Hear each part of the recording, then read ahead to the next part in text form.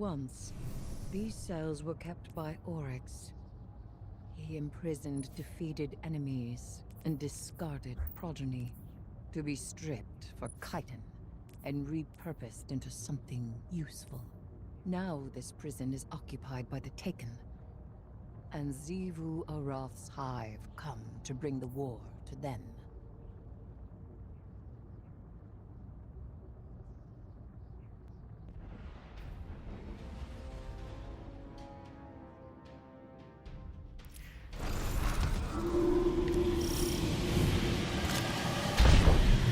No matter how we slice through Arath's power for fighting, there is more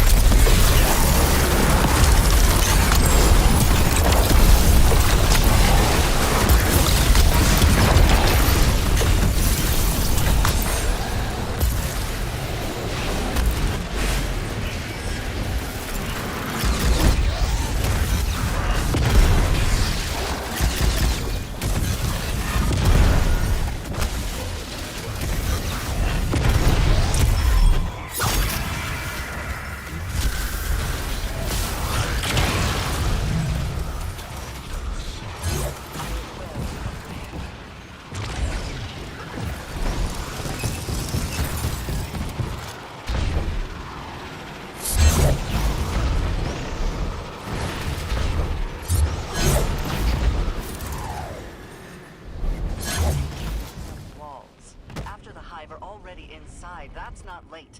It's strategy. They're up to something. The hunted.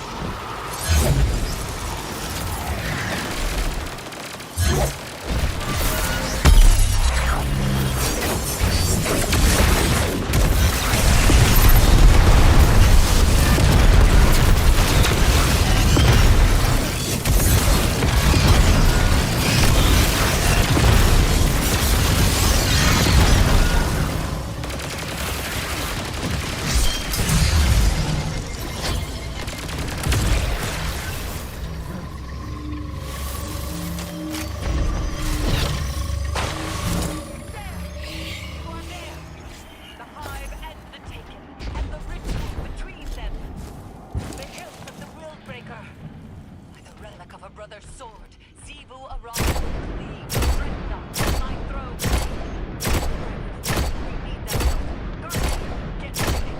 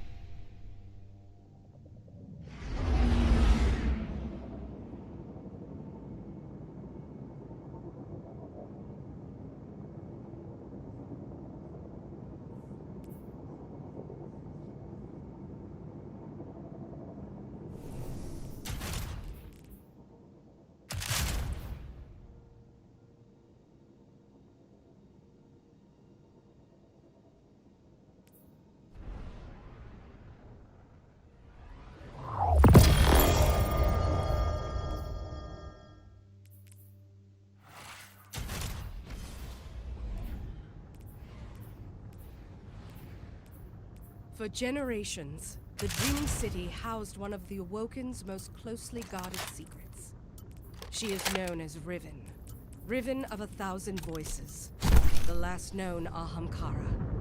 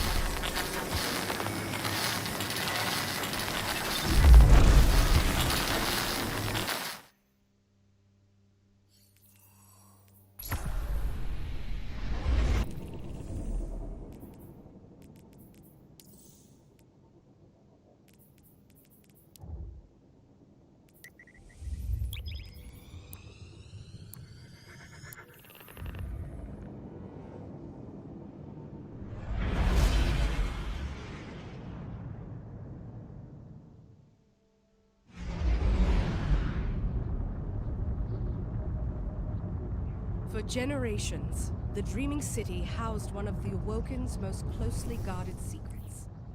She is known as Riven. Riven of 1,000 Voices. The last known Ahamkara. She has been taken, and her death is your calling.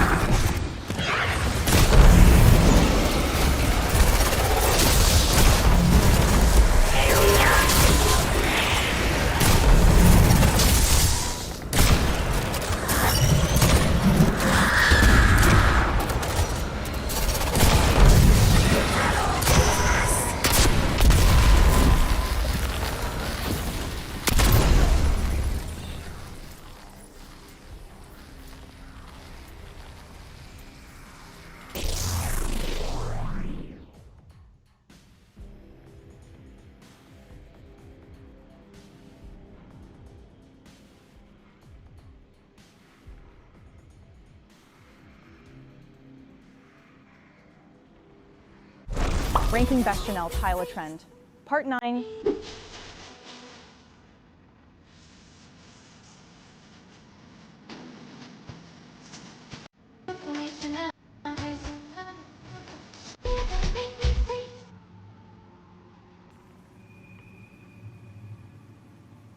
Paul Tassi has just uploaded a video titled "Let's Be Honest" about what Marathon is going to be. Ooh, that's a spicy title. Let's see what we're cooking up today. I can't help but feel like the feedback around Marathon, the discourse, is very mixed. There's like, boomer Andy's out there. They're like, this game sucks. This game is DOA, still, F them, art theft, raw, anger. And then there's like, this game is awesome. This game fucking is the best. This game is the new art creators. I don't know, man. I don't even know anymore. I don't even know.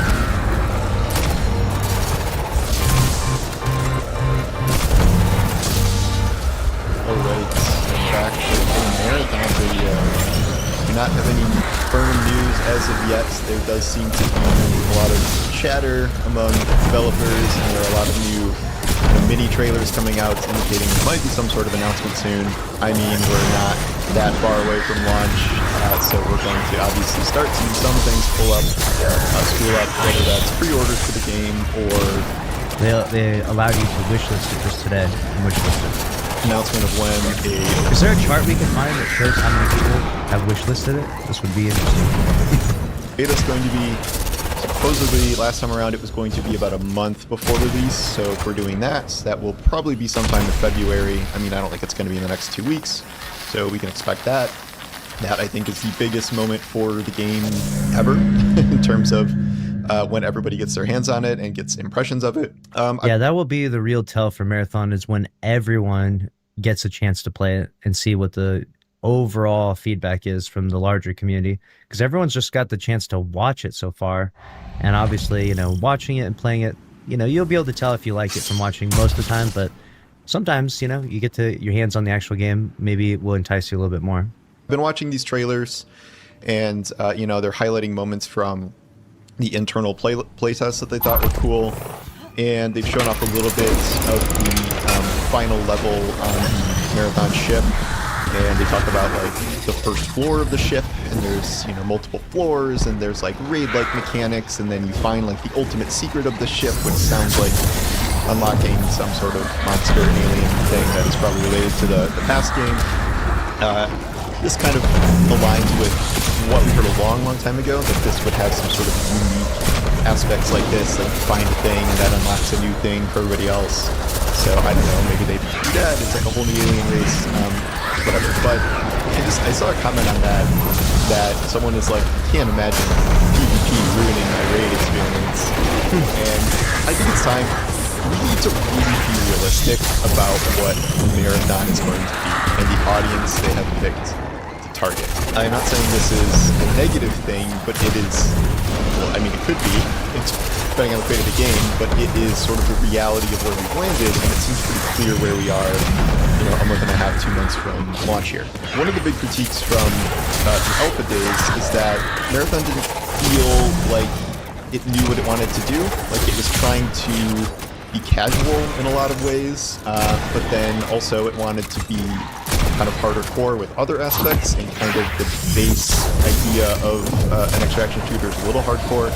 Then we saw our creators, and that is kind of the definition of what a lighter, more casual-friendly extraction shooter is like, to the point where the developers are even talking about how they didn't build it around PvP, and it's not a PvP game, and they're matching PvE players to PvE players. That's not going to be Marathon. Marathon is really going toward the hardcore angles, and that is going to target a very specific type of player, and I think it's going to try, and rather than be broadly appealing, to try and thread the needle for a very specific group. What is that group? It's an interesting strategy to go after like the most hardcore extraction shooter audience. It's already, extraction shooters in general, as I see them, they're not like this big, category in gaming. They're more like a niche already. So you're kind of going for like a niche within a niche, and a little more risky, but maybe a casual audience will still be able to have fun playing it, I imagine. Like, Arc Raiders, you could say it's a really casual game, and that's fine. It seems like they kind of separate the two lobbies. They even mentioned this in their matchmaking algorithm, that, you know, if you're a passive player, you match other passive players. So it's kind of like you can play your way and continue to play with other people that want to play like that. Or if you want to run around and, you know, run and gun and try to shoot everyone down, you can play that way as well, but you'll also match other people trying to do that. Which, I mean, if you would have told me that was how Arc Raiders will be before the game launch, I would have said, I don't know, I would have been skeptical, right? But now that the game has launched, and they've basically proven that this could be a very smart model, business model, game model. It's working really well. A lot of people seem to find interest in this game. It's growing really fast. You know, you can't argue with the success of it, right?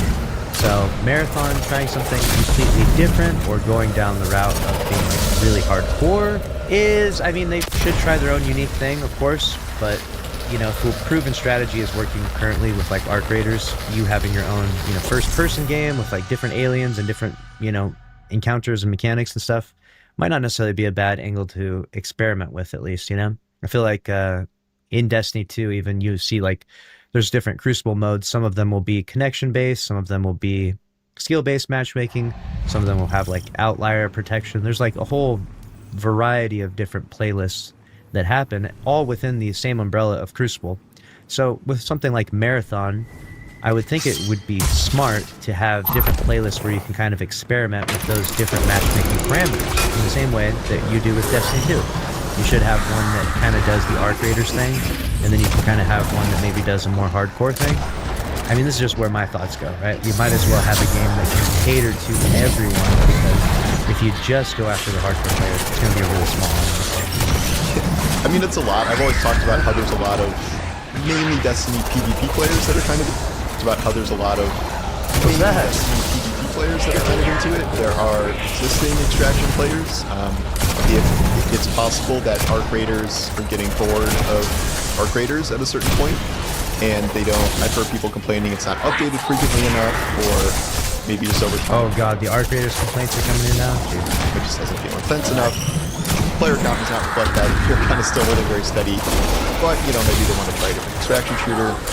There is this sort of widely mocked idea online where all these, like, top-tier or, you know, highly watched streamers are complaining that, like, there's no good games out anymore and, like, everything sucks and it's boring. I think Bungie is going to do the obvious thing of paying a bunch of those guys to play Marathon for a couple of days. But I do think it is possible that they latch onto that as like a normal game that they play without being paid. You know, obviously this is far from a guarantee and this is just speculation. They've done this before with Destiny 2, though. Obviously it didn't work out. They paid like Shroud to play it before, Dr. Disrespect, XQC, Moist Critical. All the biggest streamers have been paid to play Destiny 2, and it didn't really work out for it, right? Like, just because you pay the world's biggest streamers to play your game doesn't necessarily make your game a success. It still is an excellent marketing strategy. I'm not saying to not do that.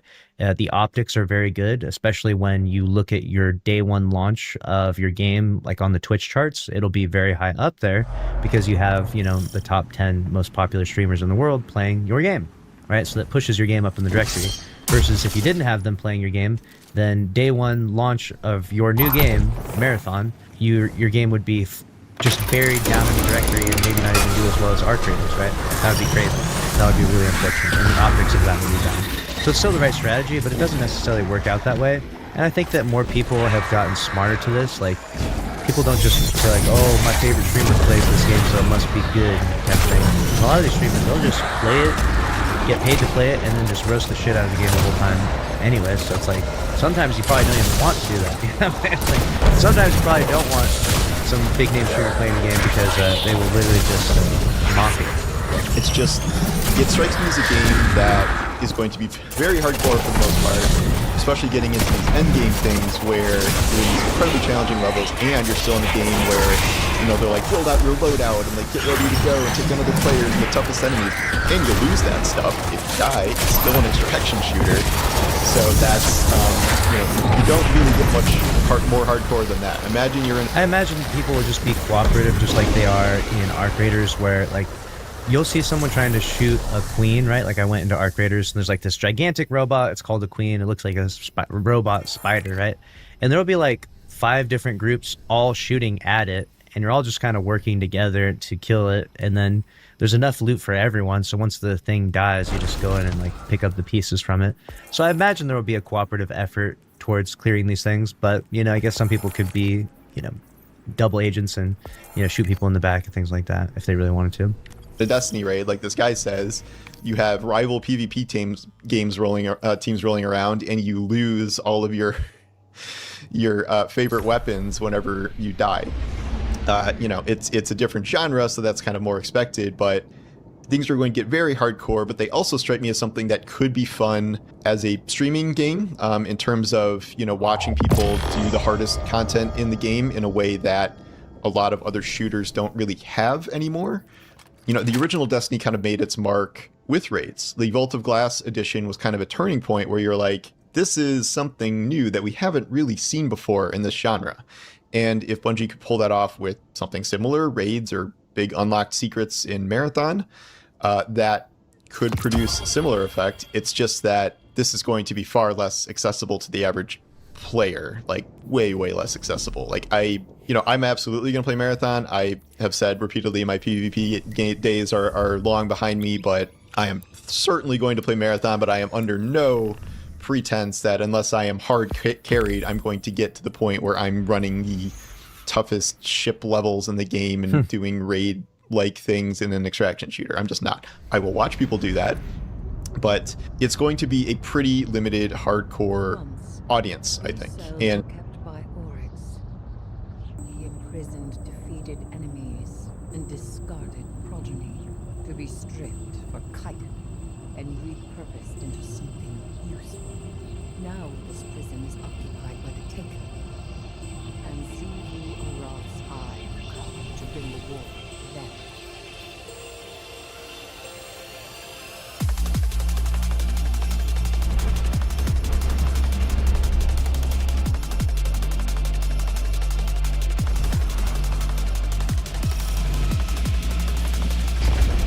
No matter how we slice the Xivu Arath gains power from fighting, we're in a war position, sorry, but we can minimize what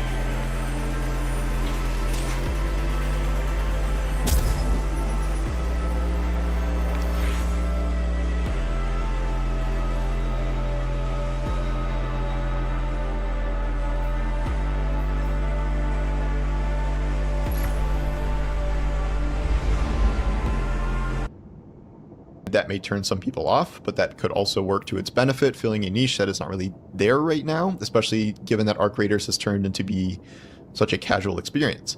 That has obviously worked to its benefit. That has a ton of players. Marathon would kill for that many players. I don't expect it to get anywhere close to that, but that's sort of the risk you run. Damn, he said he doesn't expect it to get anywhere close to that. Damn. Choosing to focus on a hardcore group of people. But if you try to be everything for everybody, you can end up being nothing for no one. And so I do think it was smart to pick a lane. Maybe it was even smart to pick the hardcore lane, given what Arc Raiders has done with the casual lane. But we have to recognize that, like, this is a game that you probably may not get into. If you're my normal Destiny viewer audience, you may try it, you may bounce off of it, because an extraction shooter, even if it's vaguely Bungie-like gunplay, is going to be wildly different than any Bungie game you've ever played, whether it's way back in the Halo days or whether it's 10 years of Destiny 2. If you played it at all in the closed tests or whatever, the alpha, you can recognize that pretty quickly. It's just the genre by itself is not going to be really anywhere close to that. And we shouldn't sit around expecting Bungie to introduce a PvE mode or like attach a story campaign to this, or like make it like an extraction shooter that's like Helldivers and like develop all this stuff. If that ever happened, which I don't think it would, it would be some like very limited side mode, I think, with, we'll take all the players out and you just do a kind of PvE robot runs or whatever. That is not, like, Bungie has set out right, that is not what they're focused on. They're focused on PvP. Without question, the entire first year of the game will be relentlessly focused on PvP and balancing, and whatever content additions there are, it's going to be for PvP. We can't expect this to turn into a PvE game, and if you're sitting around waiting for that to happen, you're going to be disappointed. Yeah, in a perfect world, I would have loved a return to traditional Marathon with a campaign and PvE content, but then also a PvP side of it. In other words, Destiny, maybe not a looter shooter, but that would have been a game that was more accessible to more people, myself included. But this is just not the game they built, and this is not the path they've decided to go down. Which is so weird to me. I guess like they don't want to continue to build for the Destiny audience. They maybe feel like a lot of the Destiny audience has aged out. So their goal is to like create a new game for a whole new audience, which is not a bad idea. Obviously, they were doing Halo, and that sort of, it met its end because of the ownership with Microsoft and things like that.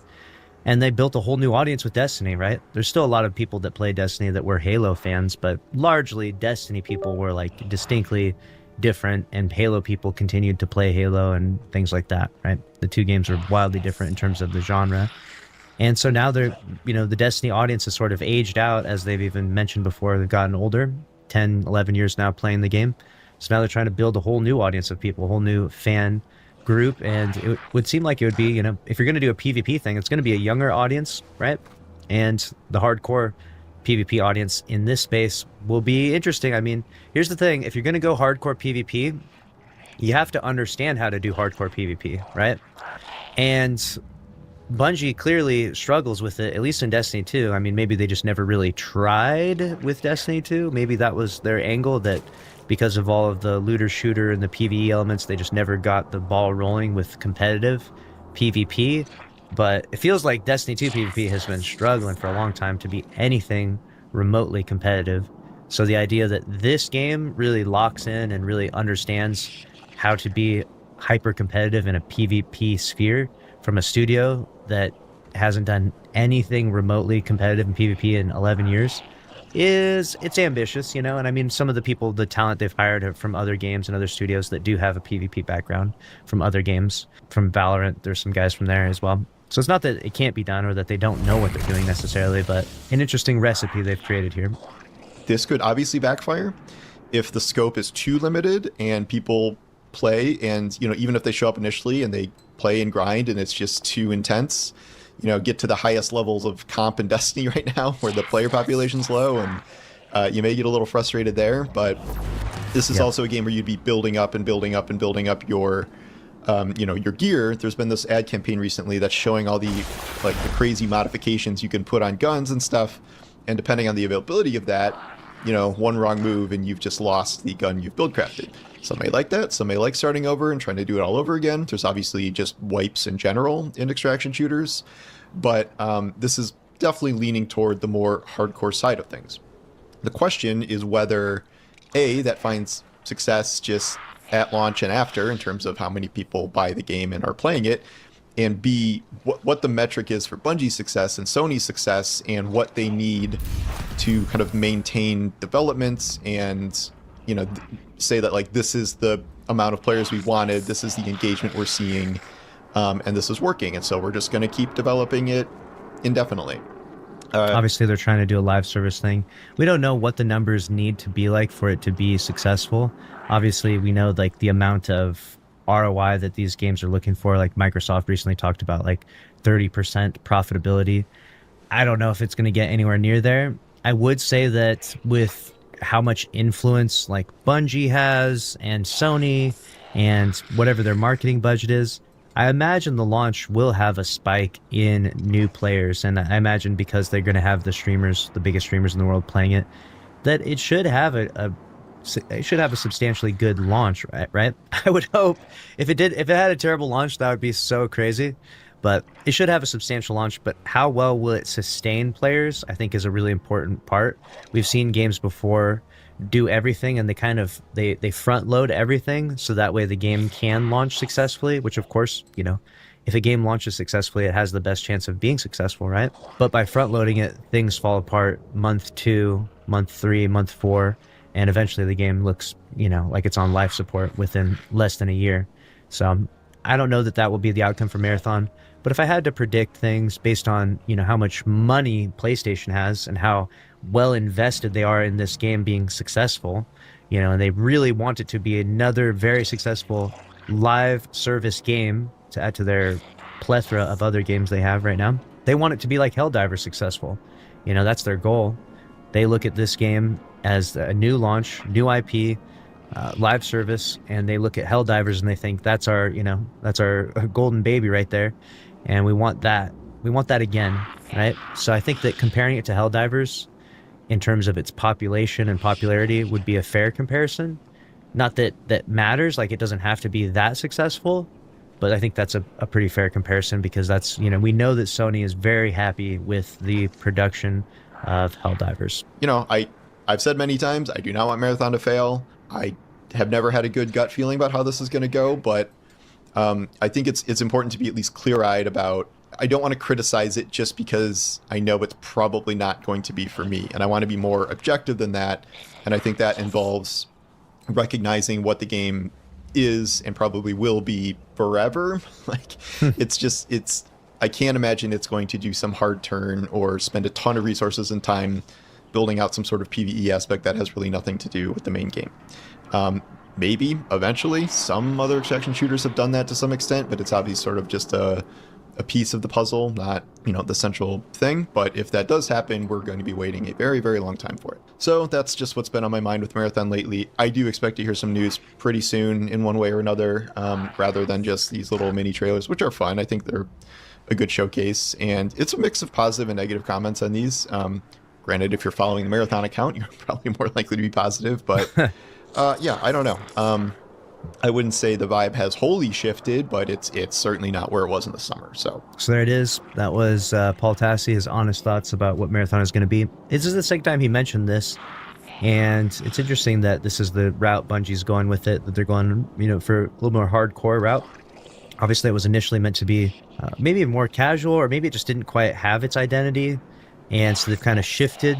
And it's not that things can't shift back the other way. If Arc Raiders is doing so well, right, and it's kind of doing things its own way, entirely different aesthetic and PvE enemies, right? But it is a mixture of PvP and PvE, right? Like you're running around trying to kill these gigantic, you know, evil alien robots or whatever, and they have some crazy abilities. You know, if you've seen like the leapers jumping on things, it's pretty wild. You're gonna have a similar experience in Marathon. Tapping into the things that are making Arc Raiders do so well would be probably very strategic and smart, you know? Let's say that if Marathon did half as well as Arc Raiders did, it would still be doing pretty damn good. Like, I would say Marathon doing half as well as Arc Raiders, it could at least sustain itself. Marathon doing 25% of Arc Raiders success, maybe 10%, maybe not, you know? We'll see. Only time will tell, man. It's such a... I have a lot of nerves about this. I'm like, this game's making me sweat, dude. Like, I don't want to see Bungie go completely under. I don't want to see this game die. I hope that it does really well. I hope that people have fun playing it. But whether it's incredibly successful or if it's a complete dumpster fire, I'm going to be there. You know what I'm saying? We're going to be there on day one. We're going to be covering this. We're going to see what this game is cooking up. So we'll see you there. So, a new awesome hit reality TV show was supposed to be released soon called $1 Million Fan. And the only reason I care so much is because my favorite streamers, Extra Emily and SFon TV, promoted this reality show. Diesel, I don't really know who those people are. Well, okay, we got some other contenders. There's, well,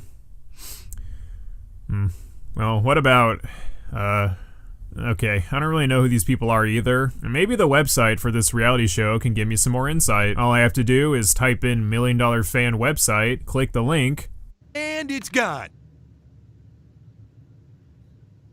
Okay, is the site under maintenance or something? I mean, they gotta at least have some sort of social media to promote the show. Why don't we go ahead and check out YouTube? And it's gone. The hell? TikTok? And it's gone. Facebook? And it's gone. So all advertisement and promotion of the show suddenly vanished after promising a $20 million prize. Gee, if I didn't know any better, I would say this is one big giant scam. Apparently a talent agency named Mythic Talent, who represents the previously referenced streamers, agreed to promote the supposed reality show where streamers and fans would work together within an unspecified high-stakes competition for a cash prize of $20 million. Fans who wanted a chance to meet their favorite streamers and work with them had to enter a sweepstakes style entry. Wow, that sounds very broad. Maybe the About Us page on the $1 Million Fan website can offer more information. Created at the intersection of modern creator culture and large-scale unscripted entertainment, $1 Million Fan brings everyday fans face to face with the creators they support, competing together in real-world challenges for life-changing prizes. This is not a meet and greet, and it's not passive fandom. It's participation, pressure, and performance. At its core, $1 Million Fan exists to redefine the relationship between creators.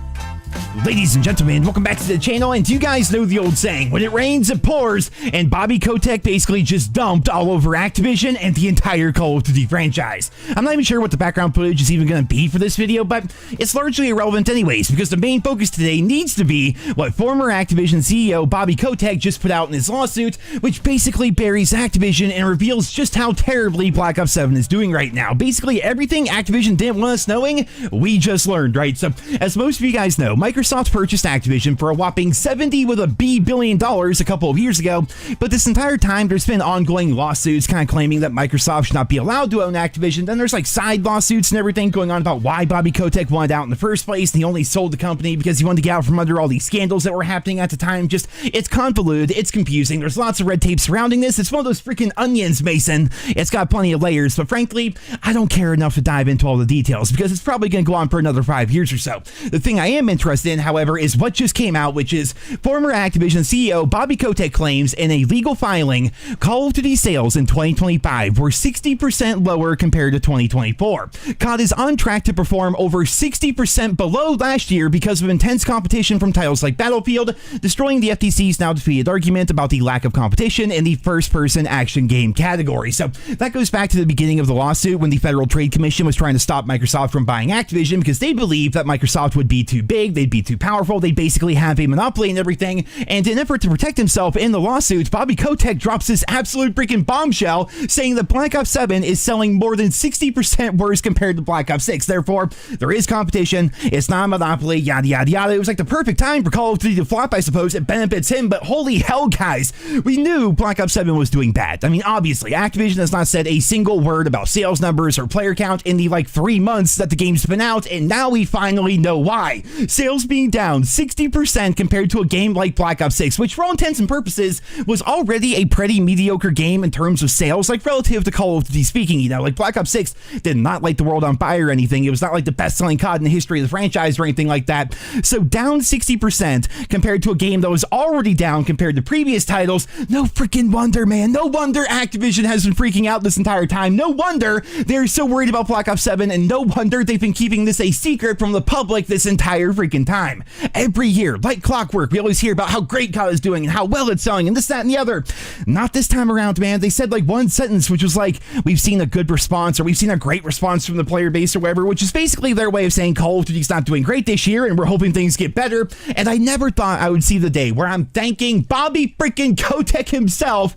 But thank you, Bobby, for finally revealing the truth, because otherwise Activision would have kept this information buried for as long as they possibly could. I said this ages ago, but now that we know just how poorly Black Ops 7 is doing, I think this might genuinely be the final Black Ops game that we will ever see in this franchise. And what a way to go out, man. Like, Black Ops 1 was an all-time classic. Black Ops 2 is considered by many people to be one of the greatest games ever. Now here we are like 15 years later with freaking Black Ops 7, and things could not possibly be going more worse for Activision right now. And realistically, we know that we're 3 years away from another Treyarch game. And just trying to think about this here, after the flops of Black Ops 6 and Black Ops 7, relatively speaking to the COD franchise, of course, how can they possibly think that releasing a Black Ops 8 would be a good idea in 3 years' time? I mean, the name alone just sounds sad. Like, imagine the marketing here. People being like, seriously? Black Ops 8? That's what they're planning on? They already rebooted the series with Cold War. The initial run of the game went all the way into the future with Black Ops 3 and Black Ops 4. There's seriously nothing left for them to do with this sub-series. But ladies and gentlemen, the story does not end there, because we got even more data that was revealed today. And then finally, after all this time, it feels like it's been an eternity, but Treyarch has finally spoke out and they're finally going to be doing some things to Black Ops 7. So let's go ahead and take a look at all that next. So here we can read from Mr. Charles Intel, the most downloaded games of 2025 in the United States on PlayStation 5. All this information is finally starting to come out now that we're in January. And the list goes NBA 2K, Battlefield, GTA, College Football, Madden, Minecraft, and eventually at number 7, we have the new Black Ops. My boy Total Dirk made a really good point in response to this. I'm going to share that with number 7, we have the new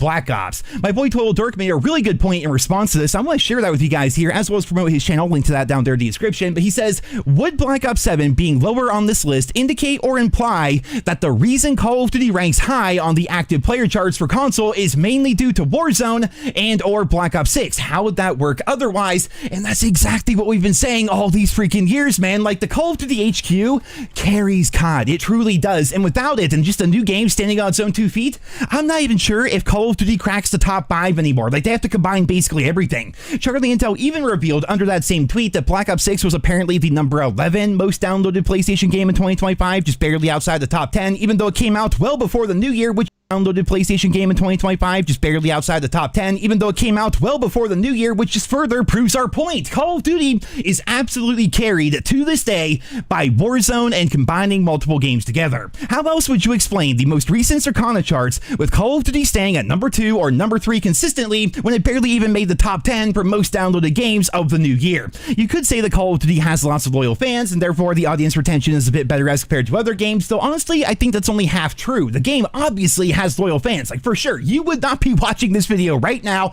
and I would not be making this video right now if at some point in our past we did not fall in love with the Call of Duty franchise. At our cores, we love the COD franchise. We're just obviously not happy with the direction that's been going over the course of the past couple of years. But the honest to goodness truth is, free-to-play Warzone and combining all the players from Black Ops 6 and Black Ops 7 together is what props Call of Duty up, and that's the only reason why the COD HQ exists in the first place. Not to mention the fact that we have crossplay and like 40% of all console players still playing on last gen, the PS4 and the Xbox One. Therefore, obviously they're going to be playing Warzone on that, Black Ops 6 on that. They even made Black Ops 7 for last gen for some reason, though. So you're essentially combining 2 generations and 3 full games together to get your COD HQ stats, and that's why COD looks good in the first place. Like, it's a very clever trick that Activision have been using for years, and I see so many people arguing about that nowadays because, of course, Battlefield's falling off a cliff, and they're trying to say that COD is killing it and COD's doing amazing. COD is not doing amazing. It's just a clever trick implemented by Activision that makes it so it looks good even when it's not doing so well. Like a game like Black Ops 7,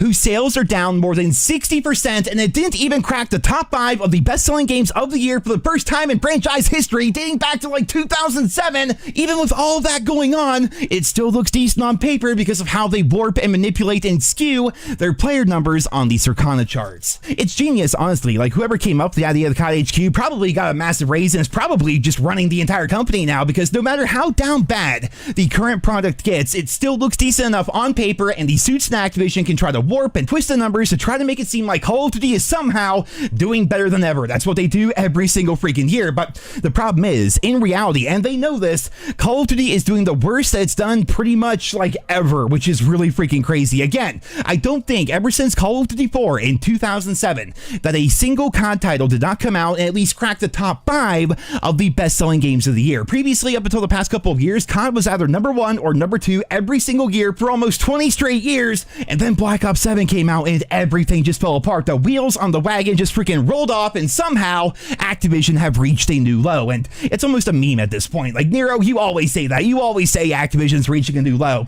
Brother, the reason why I say it is because it keeps actually happening. They keep actually reaching new lows somehow, just some way, and eventually they're gonna freaking hit bedrock if nothing changes. But that being said, however, it does seem like Treyarch does have some plans in the short term to try to win back some of their players. So let's go ahead and wrap the video up here today with that news.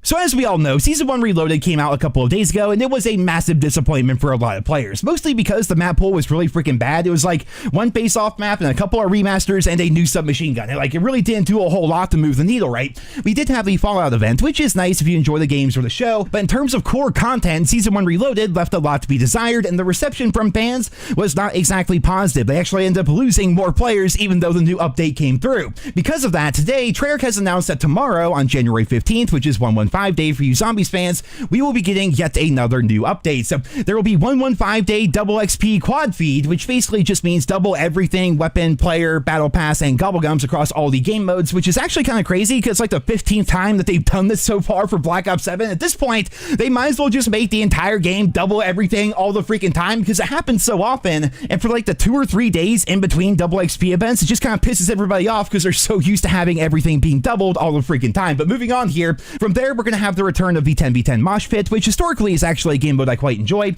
We have the Wraithwing Endgame World event. That's going to be starting, apparently. I don't really play a lot of Endgame. There will also be a Quantum Exchange event, as well as the Baron of the Wasteland mini event. So what, are they going to have like 2 mini events inside of the already existing Fallout event, just all happening at one time? It's actually kind of crazy if you think about it. And one of the rewards will be the Hawker Sniper Rifle, which is basically going to be the return of the Ballista from Black Ops 2. And then apparently there will be even more rewards and new weapon camos and things of that nature. And so you guys can see, at the very least, right now, and it feels weird, it's not like I'm defending them, I'm pointing out a fact here, it's weird, Treyarch is at least attempting to win their players back right now, right? As compared to what happened yesterday, if you guys caught yesterday's video, where we learned that DICE basically just said fuck off to the entire Battlefield community by delaying Season 2 by an entire freaking month. Like, both games are down so ridiculously bad right now, make no mistake about that, but at the entire freaking month, said fuck off to the entire Battlefield community by delaying Season 2 by an entire freaking month. Like, both games are down so ridiculously bad right now, make no mistake about that, but at the very least, something, anything, is happening with Black Ops 7. Meanwhile, DICE is over there probably just working off their hangovers from becoming the best-selling video game in the past 3 years. It's almost like they dropped the game, they won their awards, they made all their money, and then they basically just dipped. Like, they freaking pieced out on the entire Battlefield community, and it's about time they wake up, because if we're ever going to have that scenario I talked about back before both of these games came out, that scenario where all ships are supposed to rise, it's gonna have to happen sooner rather than later. Like, the clocks are ticking right here, the days are flying by, and before we know it, GTA 6 is gonna come out and consume the entire freaking gaming space, and both COD and Battlefield are gonna be left picking up all the scraps, you know what I mean? So this was supposed to be the year where COD gets better and Battlefield gets better, and because they're both getting better and they're competing, they're gonna be doing everything they can to try to win players onto their side and everything. It was supposed to be like this whole freaking war between COD and Battlefield, like the good old days where they're constantly fighting for players' attention, and as a result, each game just gets better and better and better. But obviously, that has not happened. What ended up happening was Black Ops 7, according to Bobby Kotick, going back to it, sold 60% less than the previous year. Battlefield comes out and breaks all these records, and then they basically just dip, and they don't give their fans any updates or any content for like 3 straight months. Just what the hell is happening? What is the end of 2025 and the start of 2026 here? It actually genuinely makes no sense to me, ladies and gentlemen. But on that note, I figure it's about time we wrap up this video here today. I did want to cover the news from Bobby Kotick, as well as go over the most downloaded PlayStation games of the year, and then of course take a look at the relatively big update coming to COD tomorrow. So with that being said, I hope you guys all enjoyed this video here today. Leave your thoughts and feedback down there in the comments. Be sure to sub to the channel if you're new around here. Thank you all so much for listening. And until next time, I hope you guys all have a wonderful day.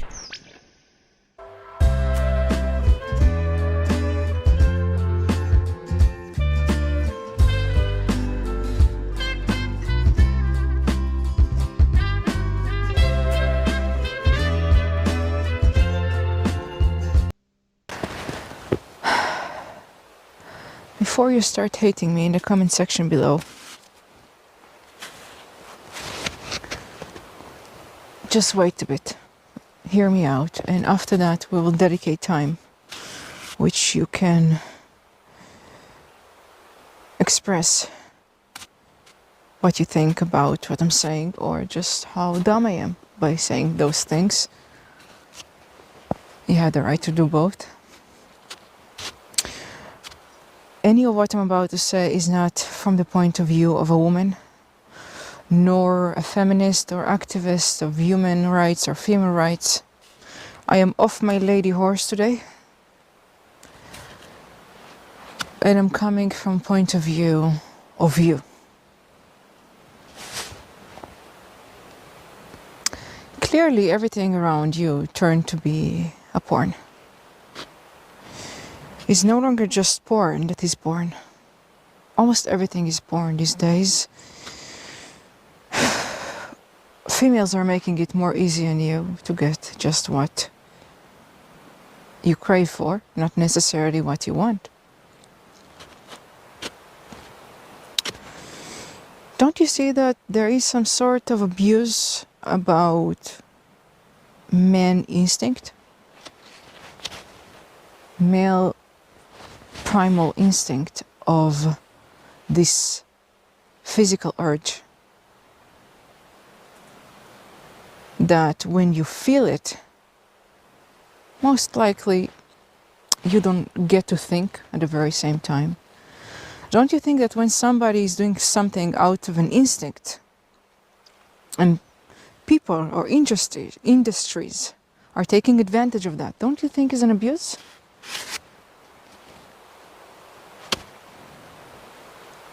These days is the easiest you've ever got to see a pussy.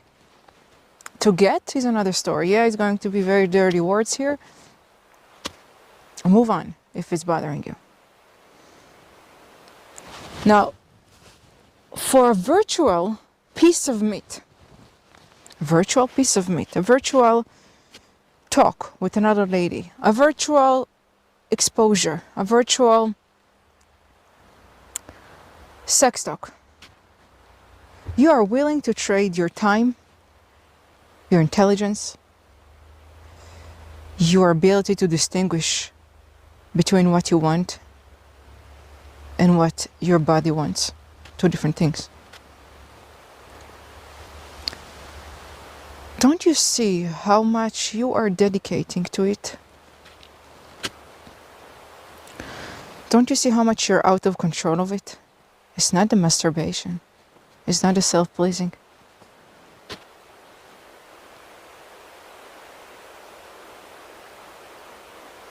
Because I am not a man, I'm not able to tell things which I'm not experiencing.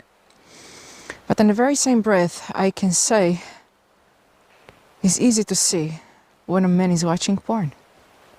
When I'm saying watching porn, I don't mean the man who is watching porn for 5 minutes. You know what? No, I'm including all of it.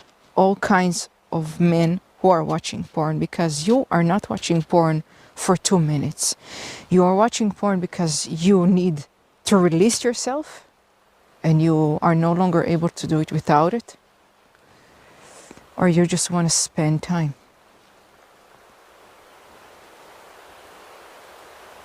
Don't you see that your choice has been taken away from you? And you're just falling for it each time. You're not even having a moment of a decision. You just do it. If you're alone at home, you're doing it. If you have free time and you don't have nothing to do, or at least you don't want to do the things that you need to do, you're doing it. So you're trading your life. You're trading your time, the most precious thing you have,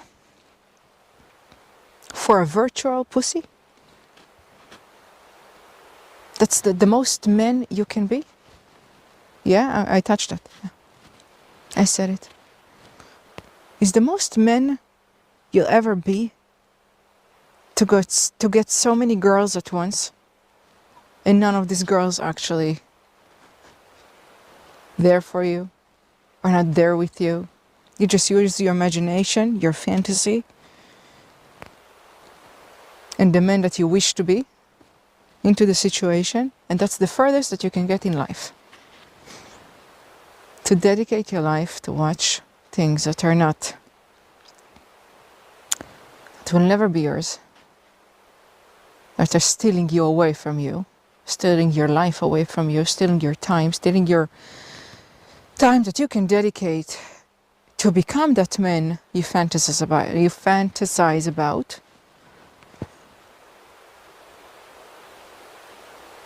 You probably also give your money for it.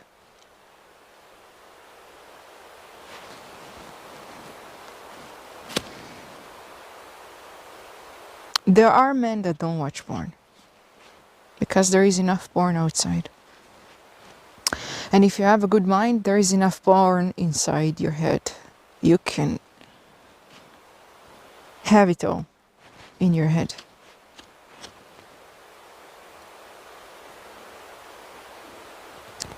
But it's never just watching one thing and that's it. You're watching one thing, 10 seconds, and then you skip to the other one, and then you scroll to the other one, you scroll to the other one. It's just never ending story.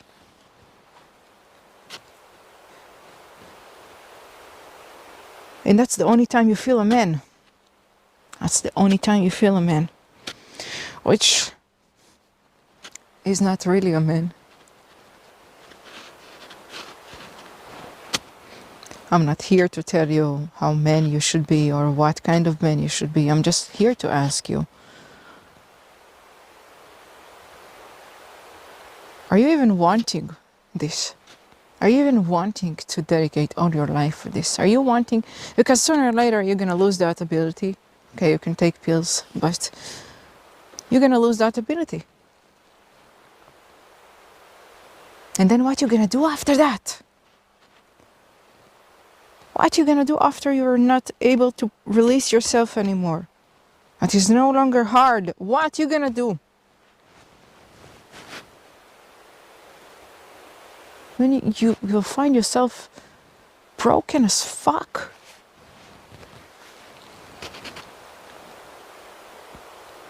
Probably with less time that you ever wanted. Probably with less money. Probably with less patience, with less knowing of yourself, because all the time you just run away. And instead of becoming the man, you fake the man that you wanted to be. You went to the fast solution of just living in a fantasy where you don't even realize. If right now you stop watching, and I'm asking you, what did you watch? You're not going to be able to tell me. You're not going to be able to memorize.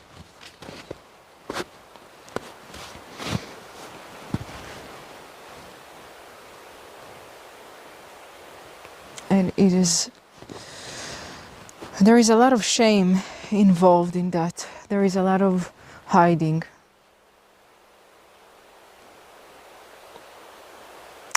It's because you don't think this is right what you're doing. Because sex itself is not a problematic thing at all. We meant to do it. You and me came out from sex. But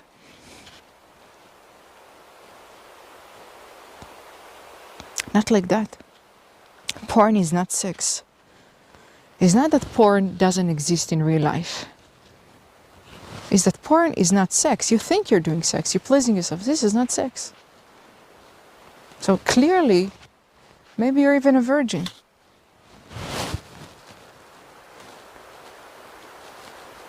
And the more you hide away from doing the work you need to do in order to become a man, the less you will ever become a man, and the more you will want to watch porn, because that's the only time you think you're a man.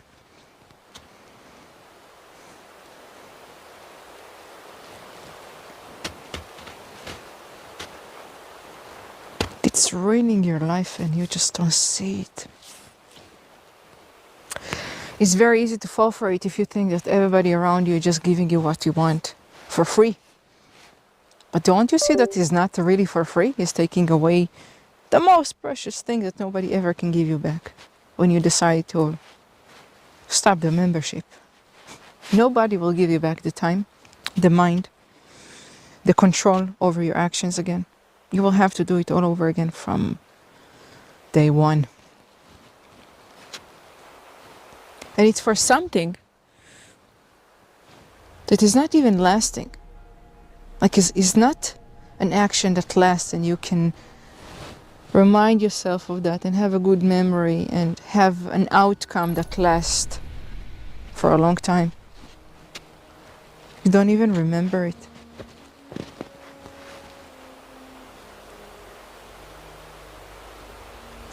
It's an escape route. You don't have to feel your flaws. You don't have to feel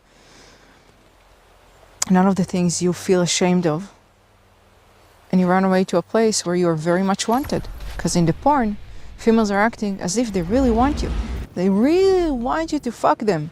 They really want you to come on their face. They really want you to do all the things that you wish to do to a woman, but you don't have. Either you don't have the woman, or you don't have the communication with the woman that you have to reach to that point.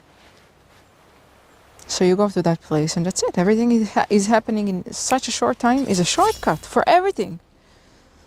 But it's not forever, and then you will be left without nothing. Not without nothing, with worse.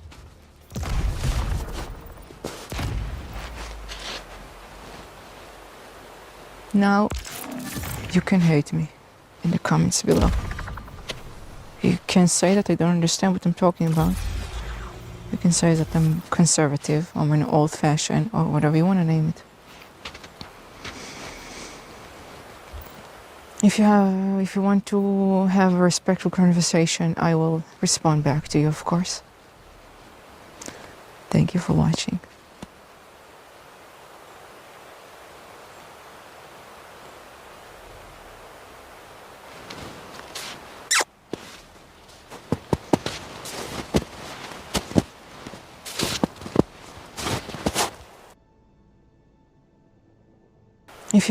If you want to have a respectful conversation, I will respond back to you, of course. Thank you for watching.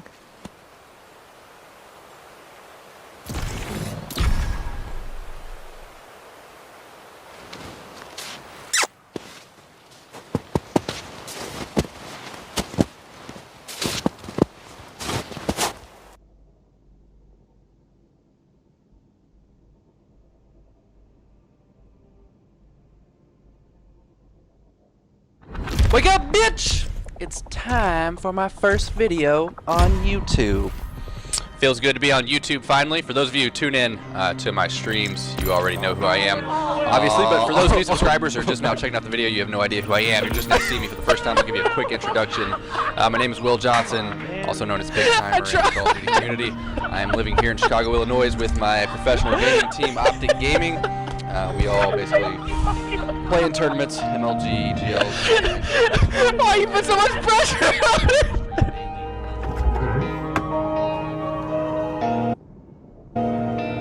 Jesus!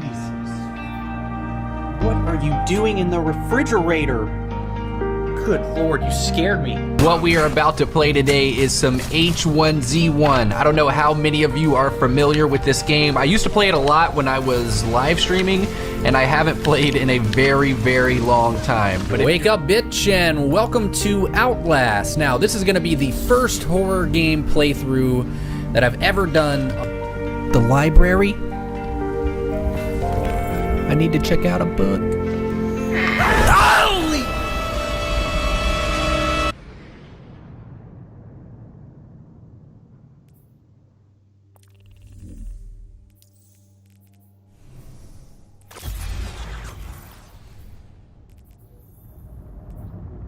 Once, these cells were kept by Oryx.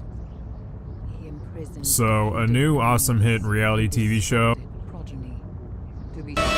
Oh my god, I can't play this game. Alright everybody, welcome to Fortnite Battle Royale. For those of What are you doing, Graceland? Dude's got like mad windows in this shit. He worked so hard.